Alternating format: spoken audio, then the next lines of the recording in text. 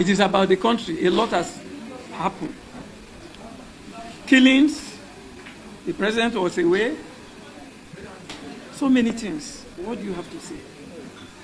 Well, we knew this was how they would behave.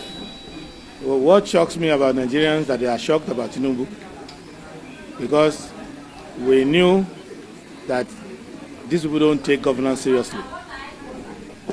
They take elections seriously, but they don't take governance seriously.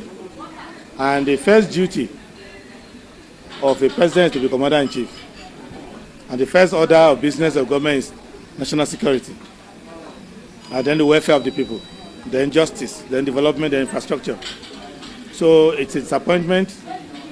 I personally do not like to politicize insecurity, because when there is an act of insecurity and you criticize the government in a way that can encourage terrorists and other criminals to think that they can influence our politics by committing more atrocities.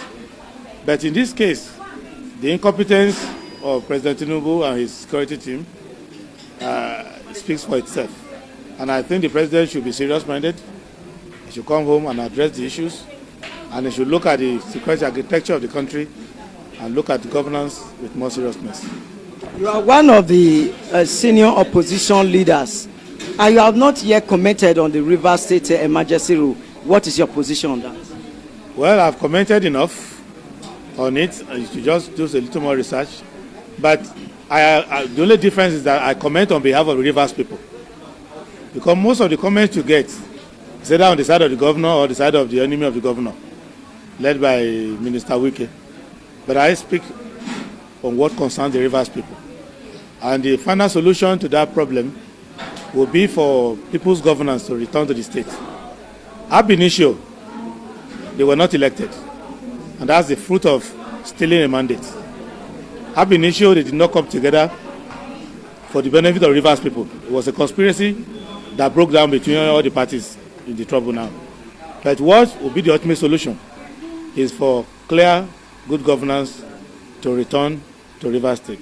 And if this emergency is not immediately lifted, we are violating the Constitution. Every day that we have this emergency, which results in so-called elected people being taken out of their mandate, is wrong.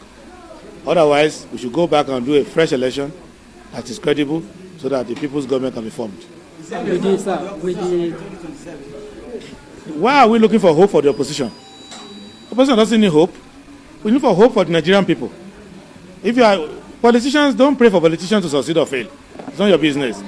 What we should think about is, when in this country are we going to get a government that comes from the people, that works for the people?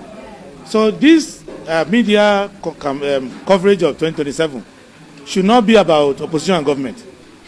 It's about the people of Nigeria. And whether it is opposition, whether it's the government, listen to who is speaking more and acting more in the interest of the people. The election is not about defeating the incumbent only. It's about making sure that the government of the people comes to pass. Okay, so and that's the area where we are in the SDP. Now, looking at the state of the nation, if you were to be in government, what would you have done differently? If I were to be in government, everything would be different. First, I wouldn't have stolen the mandate to come there. I would have been duly elected. Then you will have seen from my budget, from my appointment of ministers and other executive functionaries, you will have seen that I'm putting people who care for the people. Right now, the opposite is what they are doing. And you will know that government is not about ego. Politicians are not aware that the entire powers created in the Constitution and all the benefits and privileges are not for them. They are meant to be used to do the people's work. My grounds with Tinubu has not offended me personally. I don't know him and I don't worry about him. My only grievance with him is the same grievance I had with Buhari, with Jonathan, even with Yar'Adua and Obasanjo, which is that since 1999, we have deviated from Chapter 2 of the Constitution, and we have not been governing according to our Constitution. So I'm not anti-Tinubu, I'm anti-bad governance. Tinubu is just the present mascot of bad governance. That's why I comment about him. Sir, if I may take you back to the issue of insecurity, yes. The governors have also today, the federal government has also today. What is your advice to the present people in the leadership concerning addressing the issue of insecurity in the country? Their best of a feather, they flock together. When you come out at the incompetence of the president, the president sing the solo. The governors sing the chorus with him. They are all singing bad songs. They don't know the mandate that they have. Have you not been seeing their behavior? They're just palling around town. So for the governors, why I don't go to them first when it comes to security is that the accoutrement of politics is with them, but the paraphernalia of security is not with them. So it is when there's a crisis in a state, the governor himself is a victim because he's powerless. They are wasting a lot of money supporting Commissioner of Police, the Director of SS, Director of Civil Defense, but they have no authority to direct them on what to do. So I think the idea of having police at the lower level of government cannot be overemphasized. But we need to also improve the quality of the governors. Most of the governors are not serious people. I know them personally. They don't know the meaning of being a governor. But when it comes to security, they are handicapped because the federal government is monopolizing security and is not using them well. Open your eyes.